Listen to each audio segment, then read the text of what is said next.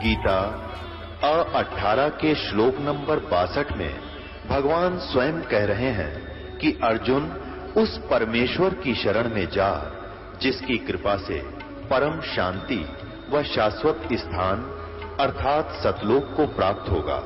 वो परमेश्वर कौन है, कहां है, कैसा है, जानने के लिए कृपया अवश्य सुनिए जगत गुरु तत्वदर्शी संत रामपाल जी महाराज के अमृत वचन। सत साहिब दर्शकों, मनुष्य अपने जीवन में सुख और शांति प्राप्त करने के लिए हिंदू धर्म में प्रचलित सभी भक्ति साधनाओं को अपनाकर तमाम व्रत अनुष्ठान करता है। फिर भी उसके जीवन में दुख बढ़ते ही जाते हैं, जिस कारण से उसकी आस्था डगमगाने लगती है, जिसका मुख्य कारण शास्त्र विधि को त्याग कर मनमाना आचरण करना है। दर्शकों, ऐसी ही कहानी थी मध्य प्रदेश के रहने वाले चंद्रभान वागदरे जी की। चंद्रभान जी हिंदू धर्म में प्रचलित सभी परंपरागत भक्ति साधनाएं किया करते थे, लेकिन फिर भी इनके जीवन में दुख ही दुख थे। इन दुखों से छुटकारा पाने के लिए इन्होंने गायत्री परिवार पंथ का भी सहारा लिया, लेकिन अफसोस वहां से भी चंद्रभान जी को निराशा ही हाथ लगी।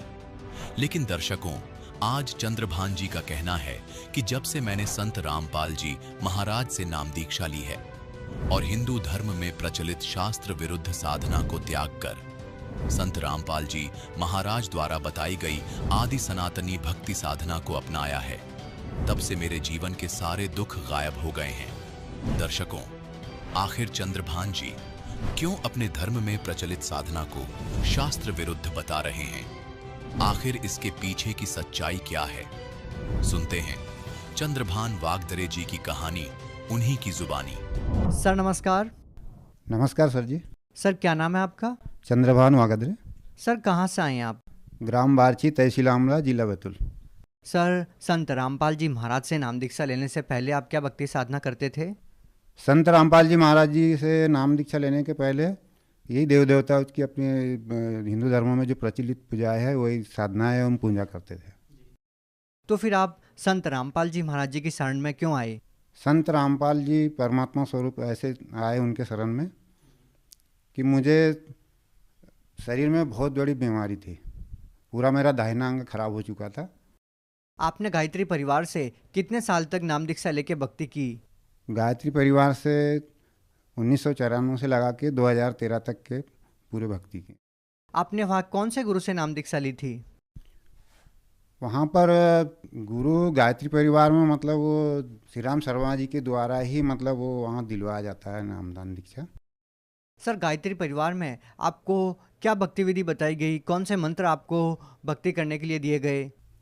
गायत्री मंत्र दिया जाता है वहाँ पर जाप करने के लिए। तो सर, आपको जो गायत्री मंत्र दिया गया और आपकी जो इतनी पुरानी बीमारी थी, तो सर क्या उन मंत्रों के जाप से, उस भक्ति से क्या आपको कोई राहत मिली, कोई लाभ मिला? नहीं, उससे कोई लाभ नहीं मुझे। 20 साल तक तो उनकी भक्ति करी वहाँ पर, तो उससे मुझे कोई लाभ नहीं मिला। सर क्या प्रॉब्लम थी आपको?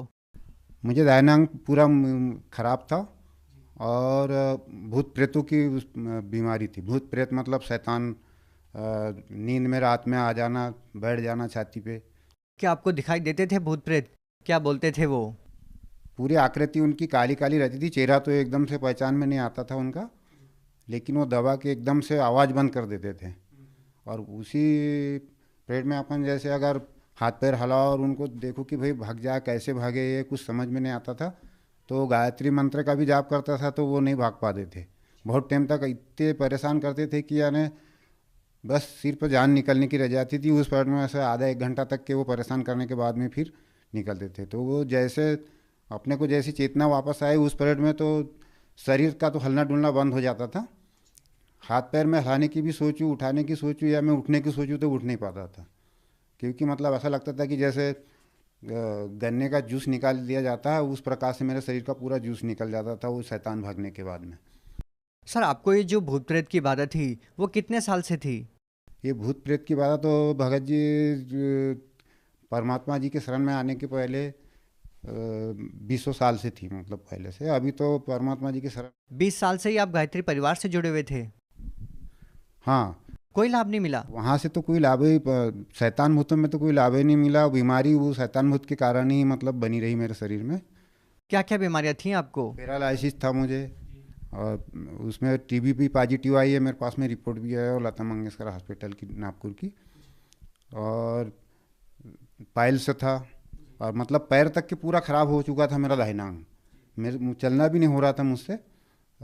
हड्डियों के अंदर की जो बता रहे थे डॉक्टर कि आपके हड्डियों के अंदर मतलब गलने के बाद में जो अंदर की जो नली होती है वो वहाँ तक की पूरा बोले गल गया, बोले पूरा मवाद भरा चुका है बोले आपके नली में, बोले काटना पड़ेगा बोल रहे थे पैर, नागपुर में भगत जी। तो बोल रहे थे कि डॉक्टर साहब ने बोला कि आपका पैर काटना पड़ेगा। तो सर आपको संत रामपाल जी महाराज के बारे में कैसे पता लगा? परमात्मा संत रामपाल जी महाराज जी के शरण में आने के पहले मुझे ज्ञान गंगा पुस्तक कुछ भक्तों द्वारा जैसे वो सेवा चलाई जाती है, घर घर में आती है, मोहल्लों पड़ोस में, हाट बाज़ारों में, शहरों में, हर जगह मतलब कहीं ना कहीं ज्ञान गंगा की सेवा जो चल रही है आज के समय में, तो उसमें मुझे ज्ञान गंगा मिली। तो ज्ञान गंगा में मैंने मतलब पढ़ा उसको, तो उसमें समझ में आया मेरे कि मैं तो गायत्री परिवार की साधना कर ही रहा हूँ और मेरे शरीर का रोग तो कुछ जा ही नहीं रहा। अभी 20 साल हो गए मुझे। सर आपने संत रामपाल जी महाराज जी से नाम दीक्षा कब ली? परमात्मा संत रामपाल जी महाराज जी से नाम दीक्षा 2013 सितंबर महीने में ली।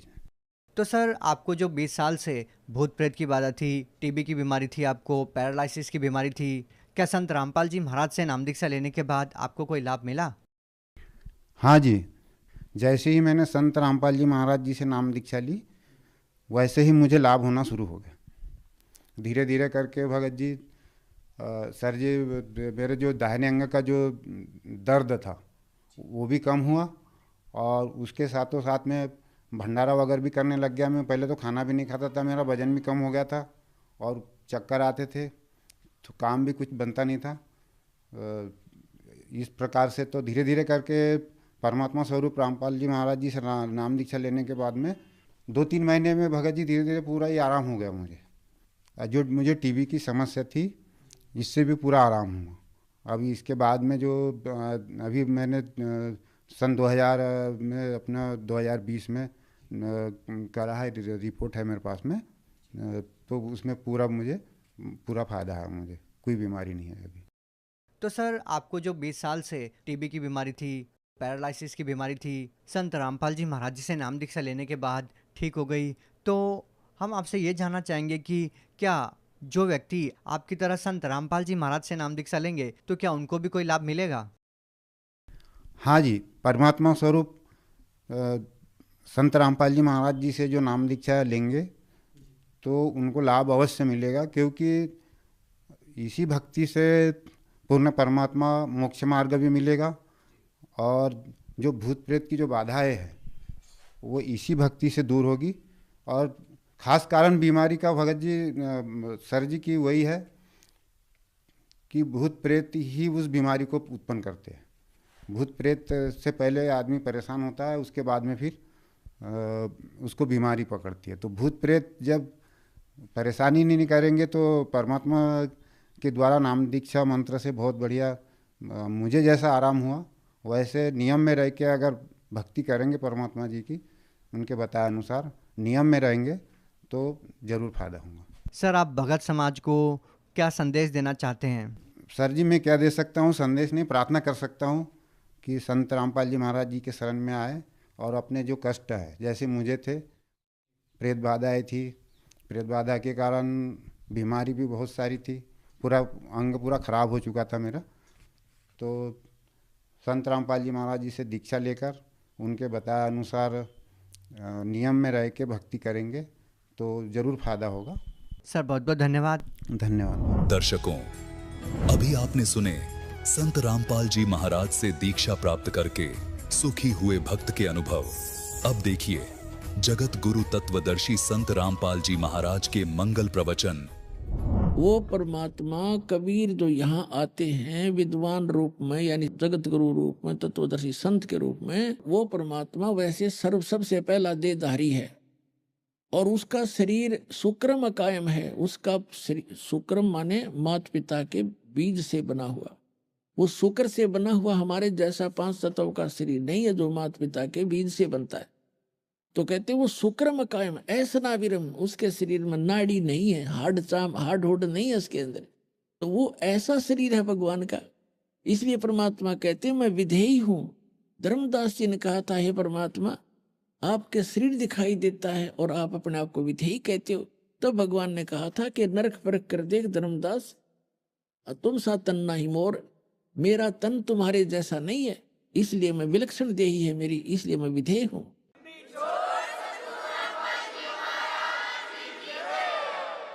अब जो ही रामानंद जी ने कहा कि ये तो दीक्षा तुम दई ये मान ली मन मोरे, गरीबदास तुम कोमल पुरुष हमरा बदन कठोर। क्या बताते हैं कि आपने, क्योंकि बुद्धिमान थे, विद्वान थे, ब्राह्मण थे, संकेत समझ गए कि मेरी फड़क निकाल दी, मेरे मन का जो बंक था, मेरी जो मरोड़ थी, जो मेरे अंदर अहंकार था, वो मेरा चकनाचूर करना था इस परमात्मा ने। तो ये समझ गया कि जो ते शिक्षा मुझ दी वो मान ली मन मोर।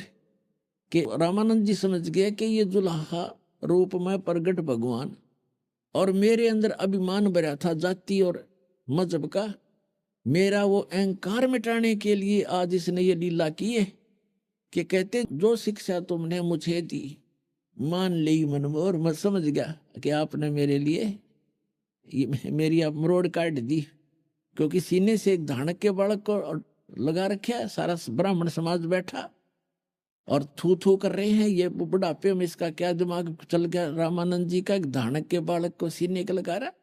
लेकिन वो ब्राह्मण था, उसने ब्रह्म पहचान लिया, वो भगवान पहचान लिया कि तो भगवान खड़ा है, तो बाढ़ में जाओ संसार एक तरफ, या तो संसार भी साथ आ जाएगा, ना तो वो अपना राज्य, अपना भगवान, जो वस्तु चाहिए थी वो मिल गई।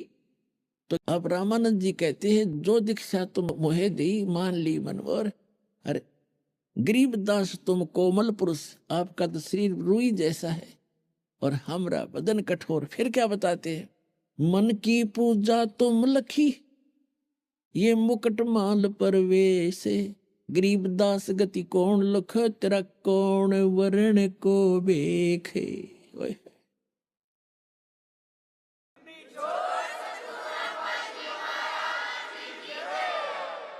रामानंद जी कह रहे हैं कि भगवान आपने कैसे पहचाने कोई, आप किस तो वेशभूषा में खड़े हो और किस वर्ण में प्रकट हो, जुलाहा वर्ण में, और कैसे खड़े हो आप भगवान, आपको कैसे पहचान सकते हम तुझ बुद्धि जीव।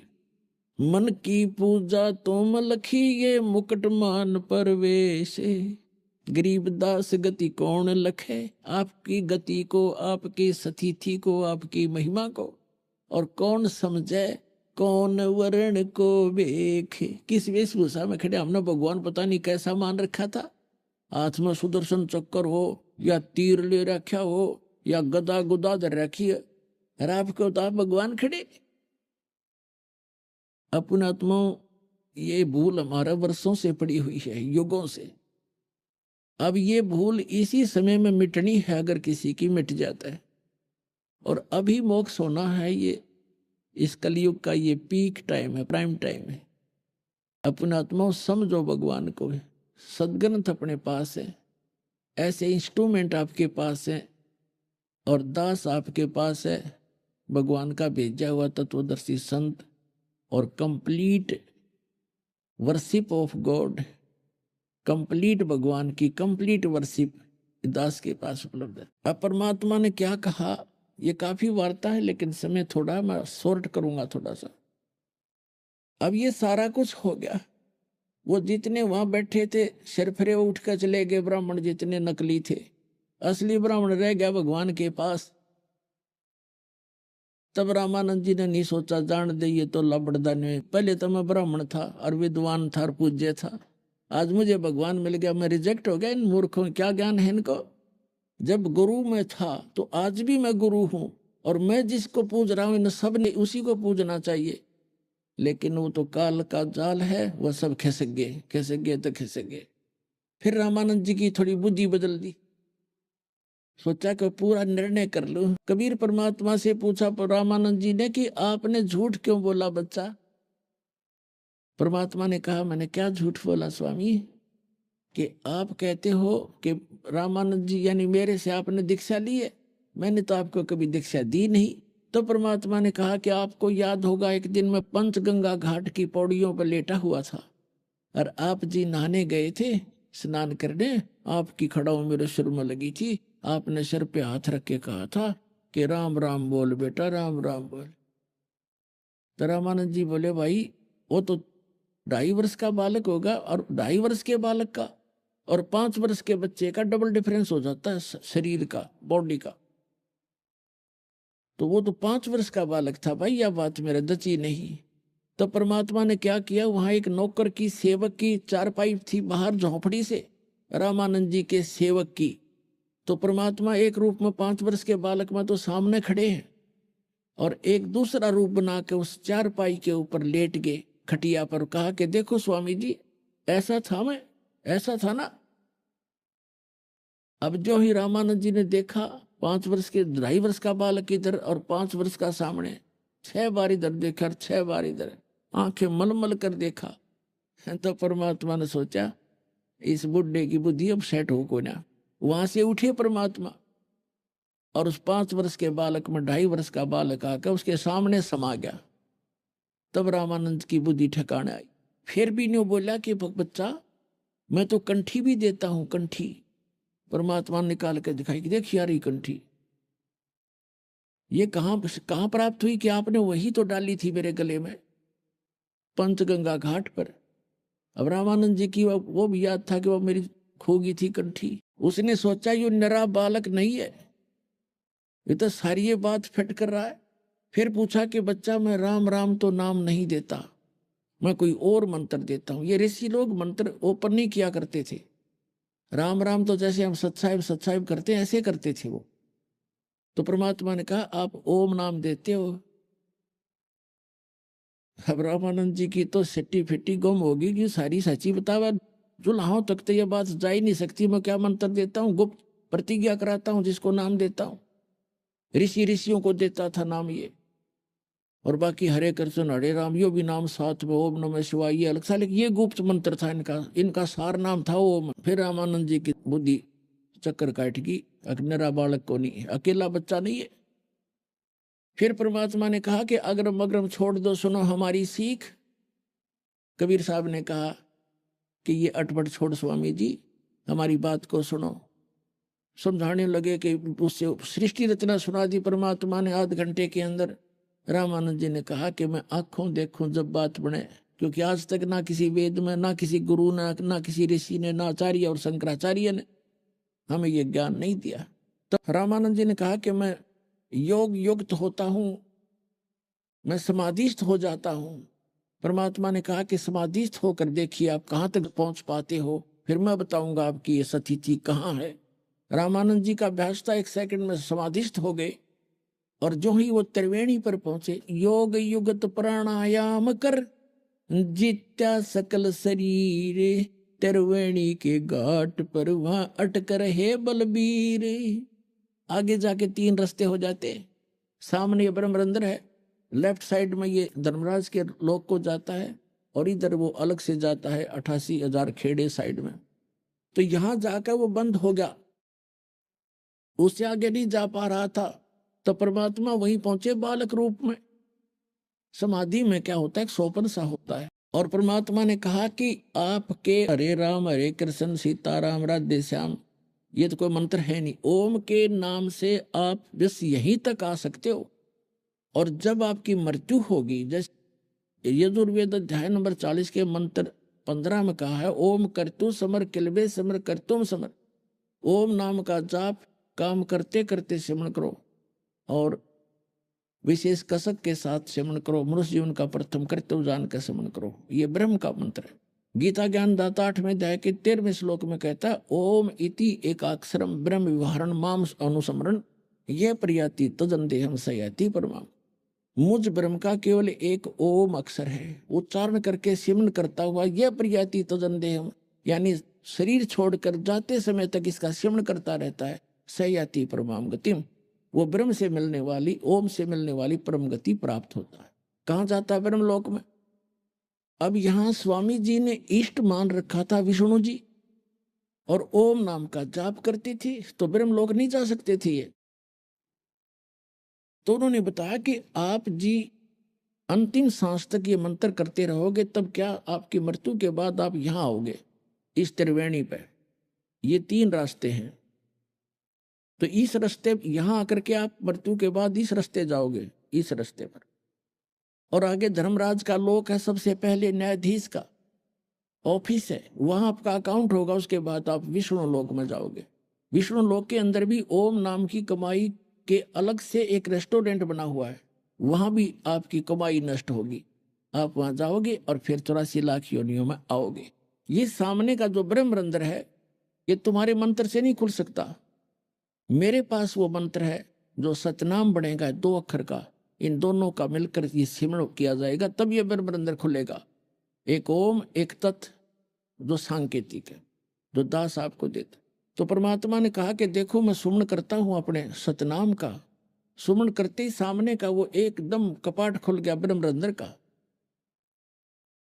और परमात्मा उस आत्मा को साथ लेकर के रामानंद जी को ऊपर पहुंचे। कहा कि ये बैठा तुम्हारा भगवान ज्योत निरंजन, ये काल ब्रह्म, तुम इसे निराकार कहा करते थे, ये गुप्त रहता। इसने प्रतिज्ञा कर रखी है, साथ में जाएगी 24 और 25 श्लोक में कहता है कि मैं अपने योग माया से छुपा रहता हूं, मैं कभी किसी के सामने कभी अपने वास्तविक रूप में प्रकट नहीं होता। ये मेरा अनुत्तम अटल घटिया नियम है। फिर परमात्मा ने वो 11वां द्वार पार किया, जो परब्रह्म यानी उस अक्षर पुरुष के ब्रह्मांडों में प्रवेश करते हैं, 11वां द्वार। उससे आगे जाकर फिर उस परब्रह्म के अक्षर पुरुष के 7 संग ब्रह्मांडों को पार करके फिर 12वां द्वार है। 12वां द्वार पार करके भंवर गुफा पार करके जब सतलोक आता है, तो परमात्मा ऊपर के लोक में ले गए, और जब वहां जाकर देखा, जो एक सिंहासन के ऊपर राजा के समान परमात्मा बैठे हैं, सिर पे मुकुट है, गल में माला है, सुंदर शरीर है, करोड़ सूर्य मिला दे करोड़ चंद्रमा, ऐसा उनका एक रोमकूप की शोभा है। तो कबीर साहब नीचे से गए, वहां चवर उठा करके सिंहासन पर विराजमान उस परमात्मा तेजो में रूप वाले शरीर वाले भगवान पर चवर करने लगे। रामानंद जी ने सोचा कि ये भगवान है जो तख्त पर बैठा, सिंहासन पर बैठा, और ये कबीर तो यहाँ का कोई गण है, यहाँ का कोई देव है। इतने में वो तेजो में शरीर खड़ा हुआ, सिंहासन से उठा और हाथ जोड़े कि भगवान बैठो, सिंहासन विराजमान करो, आपका सिंहासन है। और कबीर साहब उसके ऊपर उछल कर बैठे, बालक जैसे उछला करे, और वो चवर करने लगा जो तेजो में शरीर था, जिसको रामानंद जी भगवान समझ रहे थे। अब रामानंद जी सोच रहे थे कि भगवान, आप इस बालक, ये कबीर बालक और ये भगवान, ये क्या चक्कर है, ये चवर कर रहा है। इतने में तेजो में शरीर और परमेश्वर कबीर जी 5 वर्ष के बालक कबीर साहब के रूप में समा गया उसके अंदर। अकेला कबीर साहब असंग अनंत कोट ब्रह्मांड के संचालक के रूप में वहां विराजमान है, चौर अपने आप हो रहा है।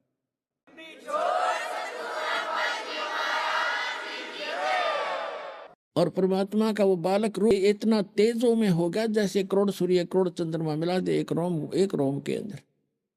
तब परमात्मा ने कहा कि स्वामी जी, ए स्वामी सृष्टा में और सृष्टि हमारे तीर, दास गरीब अधर बसु, मैं यहाँ रहता हूँ अवगत सत कबीर। अब रामानंद जी तो चरणों में गिर गया, हे भगवान, हम नहीं पहचान सकते आपको, और आप सचमुच आप भगवान हो। परमात्मा ने कहा कि वापस जाओ। अब जो ही वापस भेजा तो एकदम नीचे आया रामानंद जी, समाधि टूट गई उसकी, एकदम सामने देखा और सामने वो बालक फिर बैठा, 104 साल का बूढ़ा वृद्ध, और परमात्मा के चरणों में गिर गया और कहा, क्या कहते हैं, तावा चित चक्रित भया और देखा फजल दरबारे, गरीब दास से जदा किया हम पाए दीदारे। तुम स्वामी में बाल बुद्धि, 104 साल का ब्राह्मण, 4 वेदों का ज्ञाता, 18 पुराणों को ज्ञाता, गीता जी का मर्मज ज्ञाता कहलाने वाला, और भगवान की कैख भी पता नहीं था। 104 साल का वृद्ध ब्राह्मण ऋषि और 4-5 वर्ष के बालक धानक जुल्हे के बेटे के चरना में पड़ के क्या कहता है, तुम स्वामी मैं बाल बुद्धि, आप मेरे मालिक और मेरा ज्ञान तो एक बालक जैसी बुद्धि वाला था। परमात्मा आपके ज्ञान और आपके वहां स्थान को देखने के बाद मुझे अकल आई।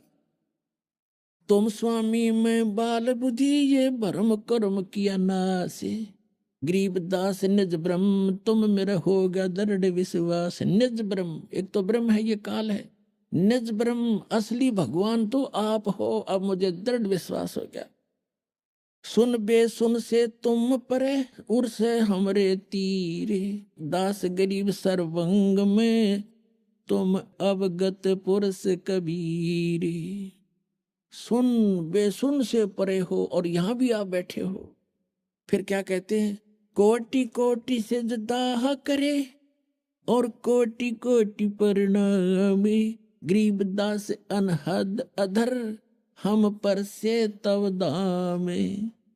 कोटि कोटि सजदा किया, कोट कोट प्रणाम। ये भगवान सामने बैठा जिसने खोज रहा, सारा जीवन न्यौछावर जिसने कर रखा, और सामने जैसे सर्प न मणि पा जा, निर्धन न धन मिल जा, भूखे न भोजन मिल जा, ऐसी सती थी रामानंद जी की होगी। और क्या कहते हैं, कोट कोट सजदा किया और कोटि कोटि प्रणाम। सिर पटक दिया महापुरुष ने, उस जिसकी खोज कर रहा था वो आप पे आ मिला। कोटि कोटि सजदा करे और कोट कोट प्रणाम, गरीब दास अनहद अधर, आपकी तो अनहद जिसकी कोई सीमा नहीं ऊपर, और हम पर से तव धाम, हमने आपका वो धाम, आपका वो स्थान देख लिया है। बोलत रामानंद जी सुनो कबीर करतारे, गरीब दास सब रूप में तू ही बोलनहार। तेरी शक्ति से सब जीव बोल रहे हैं, चल रहे हैं, ब्रह्मांड घूम रहे हैं। तुम साहेब तुम संत हो, अब सतगुरु की पहचान बता रहे हैं।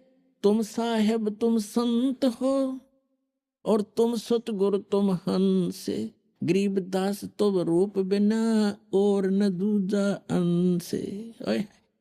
तुम ही परमात्मा हो साहेब, तुम साहेब तुम संत हो, यानी एक नेक व्यक्ति भी आप ही हो। अच्छे महापुरुष संत की जो भाषा है वो परिभाषा आप ही खरे उतरते हो। और तुम सतगुरु यानी सच्चे गुरु आप ही हो, सच्चा ज्ञान रखते हो। और तुम ही इस हंस यानी एक अच्छे भक्त हो, निर्विकार भक्त हो, हंस जो बुराइयों से हट जाता है। जैसे हंस एक पक्षी होता है बुगले जैसा, बुगला तो आम वस्तु खाता है, मच्छी खा जाओ, मेंढक खा जाओ, घोगे खा जाओ, सबको खा जाए। लेकिन हंस सरोवर पर केवल मोती खाता है, अड़ंगा नहीं खाता। तो हंस वो होता जो भक्त बीड़ी शराब तंबाकू रिश्वत खोरी बकवाद छोड़ देता है, तो उसको हंस कहते हैं कि वो विकारों से दूर होकर एक भक्त बन गया। तो कि एक सच्चा भक्त भी मालिक आप ही हो। तुम साहेब तुम संत हो, तुम सतगुरु तुम हंस, और गरीब दास तुम्हारे रूप बिना और न दूजा अंश। मैं भक्त मुक्त भया, मैं भक्ता मुक्ता भया, और किया कर्म कुंद नाश, और गरीब दास अवगत मिल गए या मिट गई मन की बांस। मेरे मन की भ्रमणा मिट गई, मुझे भगवान मिल गए अवगत, जिसको कोई नहीं जानता। दोहू ठोर है एक तू, भया एक से दो, गरीब दास हम कारणे तुम आए हो मगजो। दोहू ठोर है एक तू, ये भगवान ऊपर भी आप ही हो और यहाँ भी आप ही हो, और हम नीचों के लिए आप वहां से गति करके आए हो। ओए होए, अरे यही वेद प्रमाण देते हैं कि वो परमात्मा ऊपर रहता है, वहां से गति करके आता है और अच्छी आत्माओं को मिलता है। तो पुण्यात्माओं, आपका सौभाग्य है कि आप जी को परमात्मा का दिया हुआ वो यथार्थ ज्ञान और उनका बनाया हुआ ये सतगुरु आपको प्राप्त हुआ, और वही ज्ञान वही भक्ति जो भगवान बताने आए थे आज आपके सामने रूबरू हुई। सौभाग्य आपका, धन है आपके माता पिता जिनसे जन्म हुआ। और कहते समझा है तो सिर दर पाऊं, बोर नहीं रे ऐसा दाव। कबीर साहब कहते हैं कि ये संसार समझदा ना ही कहंदा श्याम दोपहरे नू, और गरीबदास ये वक्त जाते रोगे इस पैरे नू। ये समय जब हाथ से चूक गया और मोक्ष नहीं हुआ, सच्ची भक्ति कोई प्राणी मनुष्य नहीं करेगा इस प्राइम टाइम के अंदर, तो रोया करोगे इस समय को याद करके, मनुष्य जीवन हाथ से छूट जाएगा। तो इसलिए पुण्यात्मा अपना कल्याण करवाओ, औरों को भी समझाओ। जितना भी अधिक से अधिक जनता में ये ज्ञान फैलाओगे, आपको भी भला होगा, समाज भी सुधर जाएगा, सबके दुख दूर होंगे, सबको परमात्मा मिलेगा, पूरा विश्व पार हो जाएगा। इस कलयुग के अंदर सबसे दुर्लभ है सत्संग प्राप्त होना। आप जी के ऊपर परमात्मा ने ये विशेष रजा बख्शी है। आप कितनी पुण्यात्माएं हैं कि आपको सत्संग उपलब्ध हुआ। सत्संग का अर्थ होता है सत्य, तत्व ज्ञान, सत्य ज्ञान, आध्यात्मिक ज्ञान का जहां प्रचार होता हो उसको सत्संग कहते हैं। अध्यात्म मार्ग के अंदर हमने अपने आध्यात्मिक ग्रंथों को ही आधार मानकर आगे कदम बढ़ाना होगा, क्योंकि आज तक जो भी धर्म या उस धर्म के अंतर्गत फॉलोअर, उनके अनुयायी जितने भी हैं, वे प्रारंभ से ही अपने धर्म ग्रंथों को सर्वोच्च मानते हैं, उत्तम मानते हैं, शिरोधार्य मानते हैं। तो आज भी हमने उनको शिरोधार्य ही मानना होगा। और जो भी धर्मगुरु अपने धर्म ग्रंथों के विपरीत ज्ञान दे रहा है उसको हमने अब छोड़ना होगा, तभी हम भक्ति मार्ग में सफल होंगे। इसके लिए पवित्र श्रीमद् भगवत गीता अध्याय नंबर 16 का श्लोक नंबर 23 और 24 पर्याप्त है हमें समझने के लिए। उसमें विवरण है कि शास्त्र विधि को त्याग कर जो मनमाना आचरण करते हैं उनको न तो सुख की प्राप्ति हो सकती, न उनको कोई सिद्धि प्राप्त होती, और न ही उनकी परम गति होती है। तो पुण्यात्माओं, आध्यात्मिक क्रियाएं जो हम करते हैं इन तीन वस्तुओं की प्राप्ति के लिए ही करते हैं कि अपने जीवन में हम सुखी रहें, हमारी कार्य सिद्ध हो और फिर परम गति हो। और ये तीनों ही पदार्थ शास्त्र विरुद्ध साधना करने से वंचित रह जाते हैं। इसलिए 24वें श्लोक में श्रीमद् भगवत गीता अध्याय नंबर 16 के कहा है, इससे तेरे लिए अर्जुन कर्तव्य और अकर्तव्य की व्यवस्था में, यानी कौन से धार्मिक अनुष्ठान क्रियाएं मंत्र जाप करने चाहिए और कौन से ना करने चाहिए, उसके लिए अपने सदग्रंथों को ही आधार मानना। तो पुण्यात्माओं, आत्मा परमात्मा की खोज में वर्षों युगों से लगी हुई है, हजारों करोड़ों युगों से लगी है। और हम अपने सदग्रंथों में ये भी पढ़ते आए हैं कि जो सत साधना करते हैं, मर्यादा में रहकर सत भक्ति करते हैं, वे ऐसे स्थान पर चले जाते हैं जहां से लौटकर फिर प्राणी कभी संसार में नहीं आता। प्रमाण के लिए श्रीमद् भगवत गीता अध्याय नंबर 15 के श्लोक नंबर 1 से लेके 4 में प्रमाण किया है कि तत्वदर्शी संत की प्राप्ति के उपरांत, और तत्वदर्शी संत कैसा होगा वो भी इसमें प्रमाणित किया है। जो उल्टे लटके हुए संसार रूपी वृक्ष के सभी विभाग विस्तार से जानता है वो तत्वदर्शी संत है। तत्वदर्शी संत चौथे अध्याय के 34वें श्लोक में कहा है कि अर्जुन तू तत्वदर्शी संत से उस तत्व ज्ञान को प्राप्त कर। तो यहाँ 15वें अध्याय के चौथे श्लोक में कहा है कि तत्व ज्ञान की प्राप्ति के उपरांत उस तत्व ज्ञान से इस अज्ञान को काटकर अर्थात अज्ञान हटाकर उसके पश्चात परमेश्वर के उस परम पद की खोज करनी चाहिए, जहां जाने के बाद साधक फिर लौटकर कभी संसार में नहीं आते। और जिस परमेश्वर ने संसार रूपी वृक्ष की रचना की है, यानी सारे ब्रह्मांडों की जिसने रचना की है, केवल उसी की भक्ति करो। गीता ज्ञान दाता जो श्री कृष्ण जी के अंदर प्रवेश करके बोल रहा है, वो ब्रह्म है, सरपुरुष है। वो अपने विषय में कहता है कि अर्जुन, तेरे और मेरे बहुत जन्म हो चुके हैं, तू नहीं जानता, मैं जानता। मेरे कर्म और जन्म अलौकिक हैं, दिव्य हैं। प्रमाण के लिए श्रीमद् भगवद गीता अध्याय नंबर 2 श्लोक 12, अध्याय नंबर 4 श्लोक 5 और 9, अध्याय नंबर 10 श्लोक 2 में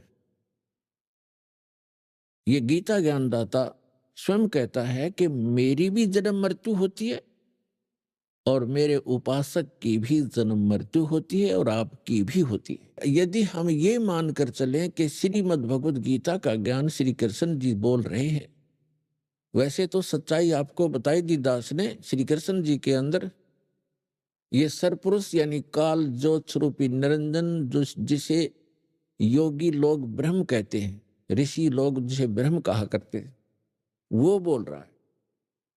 और वो 21 ब्रह्मांड का स्वामी है। और श्री कृष्ण जी विष्णु जी के अवतार हैं। श्री विष्णु समझो से श्री कृष्ण समझो।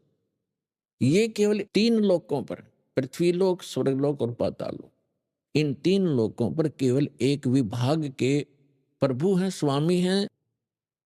विष्णु जी सतोगुण विभाग के, यानी श्री कृष्ण कहो, विष्णु कहो, और ब्रह्मा जी रजोगुण विभाग के मंत्री समझो, साहब समझो, मालिक समझो, खुदा समझो। और श्री शंकर जी जो है ये तमोगुण विभाग के स्वामी समझो, प्रभु समझो। ये केवल इतने ही मालिक हैं। तो गीता ज्ञान दाता जो भी आप समझते थे उसी को सोचकर चलिए, वही मानकर चलिए। वो कह रहा है कि मेरे तो जन्म मृत्यु होते हैं और वो कोई और परमात्मा है जिसकी शरण में जाने से 18वें अध्याय के 62वें श्लोक में कहा है, अर्जुन तू सर्वभाव से उस परमेश्वर की शरण में जा, उसकी कृपा से तू परम शांति को और सनातन परम धाम को प्राप्त होगा। तो यहां हमने अब समझना है कि वो परमात्मा कौन है, जिसके विषय में गीता ज्ञानदाता भी प्रमाणित करा कि उसी की शरण में जाओ, उससे आपको वो स्थान मिलेगा जहां जाने के बाद फिर लौटकर कभी संसार में नहीं आओगे। वो शाश्वत स्थान है। तो अब हम जो प्रसंग चला है कि ये आत्मा परमात्मा को युगों से खोज रही है, और हम पिछले इतिहास देखते हैं अपने ऋषि महर्षियों के, उन्होंने हजारों हजारों वर्ष तपस्याएं की, साधनाएं की, अनुष्ठान किए कि भगवान मिले, कल्याण हो। लेकिन यदि उनका मार्ग ठीक होता तो वही मार्ग वो हमें बताया करते थे, तो हम सभी चले जाते और पृथ्वी खाली हो जाती। अब यहां शंका एक और उत्पन्न होती है कि भक्तजन श्रद्धालु कहते हैं कि यदि पृथ्वी खाली हो जाएगी तो यहां कौन रहेगा। तो ये बालक सोच होती है। एक बिल्कुल अबोध बच्चा ये बातें कर सकता है जिसको कुछ भी ज्ञान नहीं। अब ये कोई सुख का स्थान थोड़ा ही है, हर चीज का अभाव यहां पर, और सारा जीवन हम अपने इस पेट पोषण पर ही लगा देते और बीच में ही मृत्यु हो जाती है। इतना गंदा स्थान यहाँ रहने की इच्छा हमारी क्यों बन रही है? क्योंकि हमें उस अन्य सुख में लोक का ज्ञान नहीं, और वहां जाने का कोई समाधान नहीं। अब जैसे चंद्रमा खाली पड़ा है, ऊपर के ग्रह ये सभी खाली पड़े हैं, तो एक पत्थर ये भी पड़ा रहेगा। हमने कौन सा ठेका ले रखा है यहीं पर गर्मी और सर्दी और भूख प्यास, इन कैंसर से पीड़ित होकर मरने और जीने की? यह तो हमारी मजबूरी है। जब हम ऐसे स्थान पर चले जाएंगे जहां हमें शरीर इतना अच्छा मिलेगा जिसमें कोई रोग नहीं, निरामे मिलेगा। निरामे, आमे माने रोग होता है, निरामे माने निरोग शरीर मिलेगा। और ऐसा ही वहां दुनिया होगी आपकी, ऐसे आपका परिवार होगा जो कभी मृत्यु को प्राप्त नहीं होगा। और वहां एक ऐसा शिष्टाचार होगा, यहाँ तक कद बहु सास ने गड़न लाग रही है या सास बहू के सिर हो रही है, रोज कोई ना कोई पंगा जी ने बना रहता है जीव के। हम ढीठ होकर जी रहे हैं, कोई विकल्प दिखाई नहीं दे रहा। तो हम ऐसे स्थान पर चले जाएंगे जहां कोई दुख नहीं, कोई वृद्ध अवस्था नहीं। अब कौन वृद्ध होना चाहता है, कौन रोगी होना चाहता है, और सभी हो रहे हैं। कौन मरना चाहता है, और सभी मर रहे हैं। तो ऐसे गंदे लोक में और फिर कोई ये कहे कि ये खाली हो जाएगा, ये तो जितना शीघ्र खाली हो उतना अच्छा। ये रहने का स्थान है, कहीं फ्लड आ रही है, मर गए दुनिया, कहीं पर भूकंप आ गया है, कहीं पर वैसे सूखाग्रस्त, कोई रोग से मर रहा है, कोई किसी तरह करा रहा है। तो ये तो एक बूचड़ खाना है ये पृथ्वी लोग, और ये स्वर्ग लोग यहाँ के, ये कोई स्थान ठीक नहीं है। तो परमात्मा की खोज में हम युगों से लगे हुए हैं, और यदि उन ऋषि महर्षियों का मार्ग सही होता तो हम चले जाते वहां पर। हम इस संसार में नहीं रहते। इसका कारण यही रहा कि हमारे सदग्रंथों का भी ज्ञान हमारे धर्मगुरुओं को नहीं था। वर्तमान के अंदर तो बिल्कुल ही बिजली गिर गई है, और विशेषकर इस हिंदू धर्म में तो कमाल कर दिया। जितना भक्ति का इस अध्यात्म मार्ग में जो घोटाला देखा है इस हिंदू धर्म के अंदर, और अन्य धर्मों में नहीं देखने को मिलता। अभी आपने सुने संत रामपाल जी महाराज के मंगल प्रवचन। आइए अब सुनते हैं संत रामपाल जी महाराज से नाम दीक्षा लेकर सतभक्ति करके अद्भुत लाभ प्राप्त करने वाले अनुयायी के विचार। दर्शकों, क्या हो यदि मनुष्य बचपन से लेकर बुढ़ापे तक परंपरागत भक्ति साधना करता रहे और फिर भी उसके जीवन में दुख और बीमारियां खत्म होने का नाम न लें, तो अक्सर वह इन सब को भुलाने के लिए नशे का सहारा लेने लगता है। दर्शकों, ऐसी ही कहानी थी ओडिशा के रहने वाले गजेंद्र देहरी जी की। गजेंद्र जी ने बचपन से ही हिंदू धर्म में सुखदायक मानी जाने वाली हर भक्ति साधना की। जब इन साधनाओं को करने के बाद भी गजेंद्र जी को मानसिक शांति व शारीरिक सुख नहीं मिला, तो इन्होंने ब्रह्मा कुमारी, जय गुरुदेव, अलख महिमा सहित कई संप्रदायों और धर्म गुरुओं के दरवाजे खटखटाए, लेकिन अफसोस इन्हें कहीं से भी सुख नहीं मिला। लेकिन दर्शकों, आज गजेंद्र जी का कहना है कि जब से मुझे संत रामपाल जी महाराज की शरण मिली है और मैंने संत रामपाल जी महाराज द्वारा बताई गई भक्ति साधना अपनाई है, तब से मुझे एक नया जीवन मिला है। मेरे और मेरे परिवार के जीवन में सुख और शांति आ गई है। दर्शकों, आखिर संत रामपाल जी महाराज ने गजेंद्र जी को ऐसी कौन सी जड़ी दे दी जो इन्हें अन्य संतों के पास नहीं मिली? आइए जानते हैं इसके पीछे की सच्चाई क्या है। सुनते हैं गजेंद्र देहरी जी की कहानी उन्हीं की जुबानी। नमस्कार सर। नमस्कार सर। सर, क्या नाम है आपका? गजेंद्र देहरी। गजेंद्र जी, आप कहाँ से हैं? मैं उड़ीसा से झारसुगुड़ा जिला से लखनपुर ब्लॉक का चाटीपल्ली गांव से हूँ। सर, संत रामपाल जी महाराज से नाम दीक्षा आपने कब ली? मैंने संत रामपाल जी महाराज से नाम दीक्षा 2020 जून महीना में लिया। संत रामपाल जी महाराज से नाम दीक्षा लेने से पहले आप क्या भक्ति साधनाएं करते थे? मैंने संत रामपाल जी महाराज से नाम दीक्षा लेने से पहले सभी गुरुओं के भक्ति की थी। उड़ीसा में जितने भी हैं, जैसे ब्रह्म कुमारी, ओम शांति, जय गुरुदेव, अलख महिमा, सदगुरु, कृष्ण गुरु, सबकी भक्ति कर रहा था। और बचपन से मुझे एक असाध्य रोग था, जो डॉक्टर ने बता दिया था कि ये क्यूरेबल नहीं है, असाध्य रोग है। तो तभी से मैंने भक्ति में जुड़ गया था, बचपन से भक्ति में जुड़ गया था। सिकल सेल एनीमिया सिरोसिस था। डॉक्टर ने बुर्ला का, जो हमारे उड़ीसा का बहुत बड़ा हॉस्पिटल है, बुर्ला हॉस्पिटल, उसके नज़दीक है गुप्ता नर्सिंग होम, वहाँ पे बता दिया था डॉक्टर ने। तो वहाँ से मैंने, जब मुझे घर लेके आए घर के लोगों, तभी से मैंने भक्ति लगा दी थी कि परमात्मा की शरण में जाऊँ, अपना कल्याण कराऊँ, भक्ति करूँ और मोक्ष पा के संसार से उद्धार हो जाऊँ। ऐसे बचपन से भक्ति में लग गया था। और भक्ति करते करते कोई राहत नहीं मिल रहा था। जहाँ भी जाऊँ, जिस गुरु में बनाऊँ, जिस भक्ति में करूँ, कोई राहत नहीं मिलता था। लास्ट में मैंने ऐसे सोच लिया कि कुछ खा के, जहर खा के मर जाऊँ, क्योंकि ज़िंदगी मुझे नहीं जीना है। घृणा हो गया था, क्योंकि मेरा शरीर ऐसा बिगड़ रहा था धीरे धीरे, ताकि मुझे जीने की भी कोई उम्मीद नहीं थी, कि कोई बचना इच्छा भी प्रकाश नहीं कर रहा था। धीरे धीरे मैंने लास्ट को एक सदगुरु है उड़ीसा में और छत्तीसगढ़ के बॉर्डर में एक सदगुरु बना लिया और भजन कीर्तन करता रहा। वो भी, उसको भी 8-10 साल के भजन कीर्तन किया, लेकिन कुछ नहीं हो पाया। लास्ट में मैं सब ये मांस मछली सब खाता था, अंडे खाता था, मांस मछली मांस खाता था, कुछ पान भी खा लेता था, पुड़िया भी खा लेता था। और उसी दिन से मुझे जब ये सब करता था तो मुझे ये गल ब्लैडर स्टोन हो गया, जन्डिस हो गया और साइटिका हो गया। तभी से मैंने डॉक्टर को दिखाया। डॉक्टर बोले कि ऑपरेशन लगेगा, लीवर कैंसर, कोई इसका इलाज नहीं है, इसका ऑपरेशन करना पड़ेगा। बाद में टीबी भी हो गया था और डॉक्टर ने बोला कि बहुत सारे प्रॉब्लम है। तो मैंने सोचा कि अब मेरा कुछ नहीं होने वाला है, डॉक्टर ने भी मना कर दिया है, ऑपरेशन बोला है। तो मैं बहुत दुर्बल था, ऑपरेशन करूँगा तो मर जाऊँगा। तो ऐसे ऐसे मैंने बहुत लोगों के साथ मिलता जुलता था, भक्ति के बारे में चर्चा करता था कि कैसे भक्ति करूं, क्या भक्ति करूं, कुछ मुझे राहत मिल जाए, कौन सी गुरु बनाऊं। कोई पुराण शास्त्र में किसी गुरु का प्रमाण नहीं था। जिस गुरु को मैं बनाता था, भजन कीर्तन करता था, गीता, वेद शास्त्र, बाइबल, कुरान शरीफ में कोई भी नहीं था।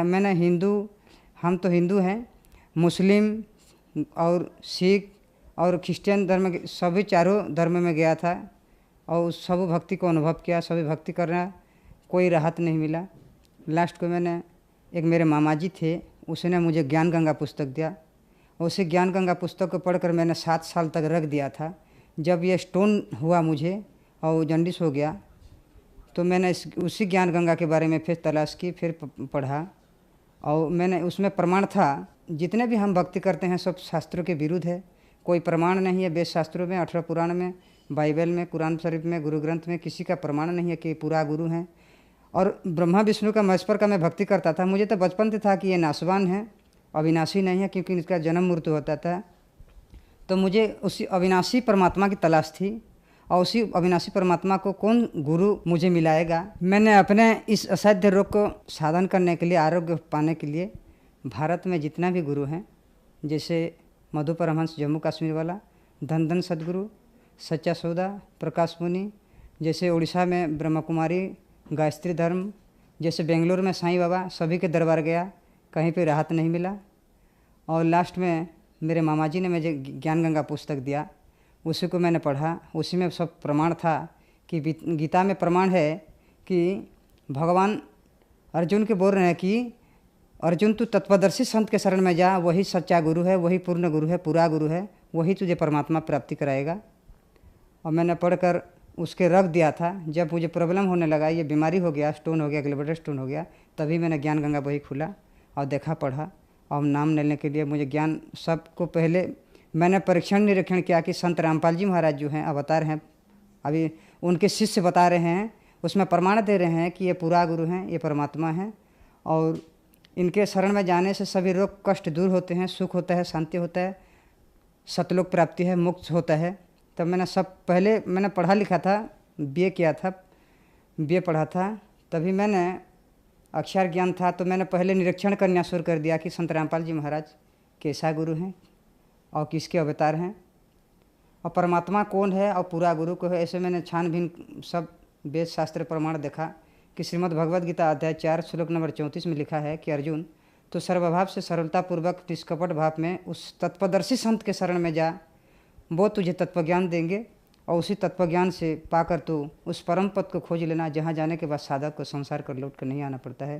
तभी मैंने गीता भी 2 टाइप का गीता मंगाया, उसमें वेरीफाई किया, उसको मिलाया कि संत रामपाल जी महाराज जो ज्ञान गंगा पुस्तक में जिसने भी 18 पुराण, 4 वेद, 6 शास्त्र, बाइबल, कुरान, कुरुष से जितने भी प्रमाण दिए हैं, सबको मैंने ला के मेरे पास जितने भी वेद ग्रंथ था उसमें मिलाया। मेरे पास जितने भी नहीं थे उसको मैं आसपास के गांव के जाके मिलाया, तो सब उस जितने भी श्लोक उसमें लिखा था मिलाप किया, सब सही निकले। और मैंने सोचा कि संत रामपाल जी महाराज पूर्ण परमात्मा, अविनाशी पूर्ण ब्रह्म कबीर साहब के अवतार हैं, क्योंकि बाइबल में, ऑर्थोडॉक्स बाइबल में लिखा है कि कबीर ही परमात्मा है। कुरान शरीफ में लिखा है कि अल्लाह कबीर है गुरु ग्रंथ में लिखा है कि गुरु नानक बता रहे हैं कबीर ही परमात्मा है, और भगवत गीता में भी है। मैंने सब प्रमाण मिलाया, तब मैंने ठान ली कि यही गुरु है और कबीर साहब भी परमात्मा है और कबीर साहब के अवतार हैं संत रामपाल जी महाराज। तब मैंने नाम लेने के लिए ठान ली।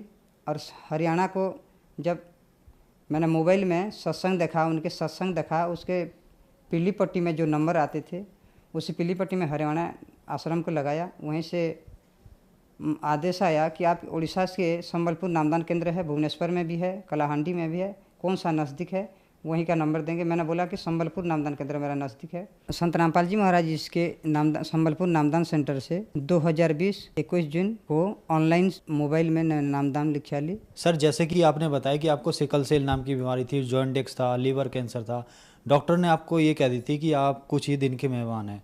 आपने संत रामपाल जी महाराज से नाम दीक्षा ली, तो क्या आपको इन बीमारियों से निजात मिला?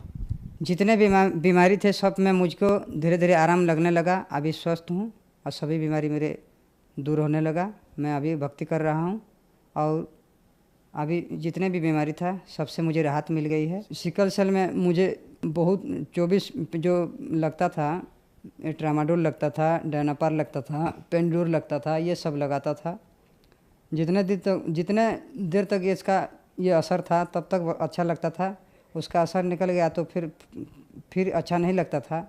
ऐसे ऐसे करके मैं चलता था।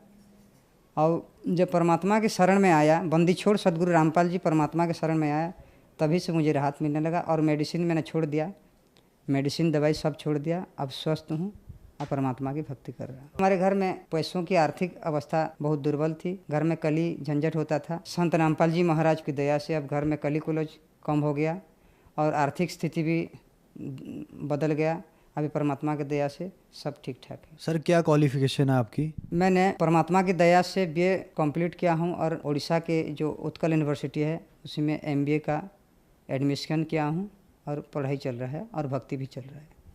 सर, आप एक एजुकेटेड पर्सन हैं और आपने बताया कि आपने संत रामपाल जी महाराज से ऑनलाइन नाम दीक्षा ली। आपको बहुत सारी बीमारियां थीं। आपने बताया कि आपने लगभग सभी धर्मगुरु बनाए, आप जगन्नाथ मंदिर गए, आप देवी देवताओं के पास गए, कहीं भी ठीक नहीं हुए।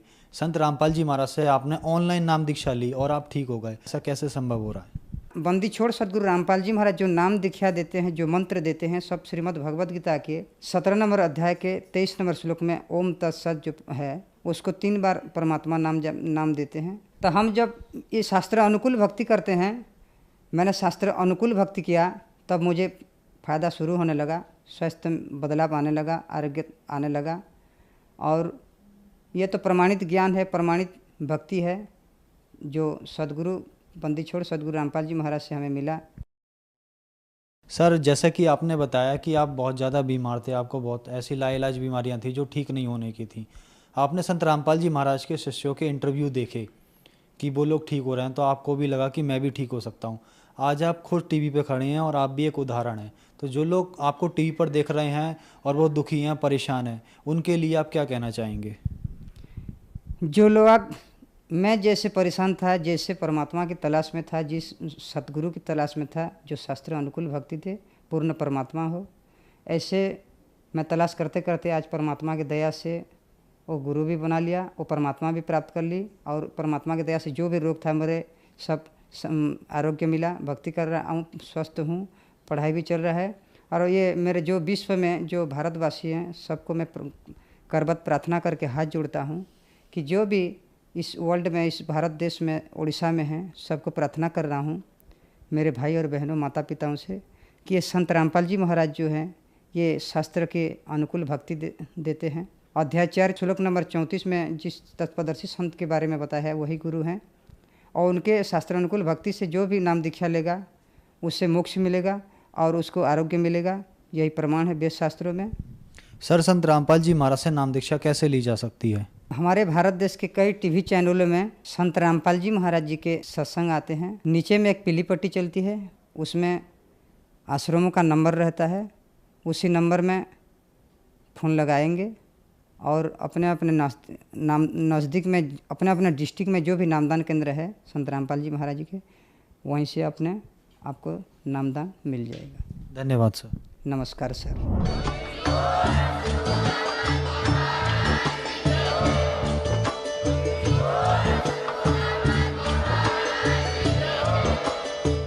सुन रहे थे जगत गुरु तत्वदर्शी संत रामपाल जी महाराज जी के मंगल प्रवचन। अधिक जानकारी के लिए विजिट कीजिए हमारी वेबसाइट www.jagatgururampalji.org। संत रामपाल जी महाराज जी के शुभ आशीर्वाद से पूरे विश्व भर में 500 से भी ज्यादा नाम दीक्षा केंद्र हैं, जिन पर संत रामपाल जी महाराज जी द्वारा ऑनलाइन निशुल्क नाम दीक्षा दी जा रही है। अपने नजदीकी नाम दीक्षा केंद्र का पता करने के लिए संपर्क करें 8222880541।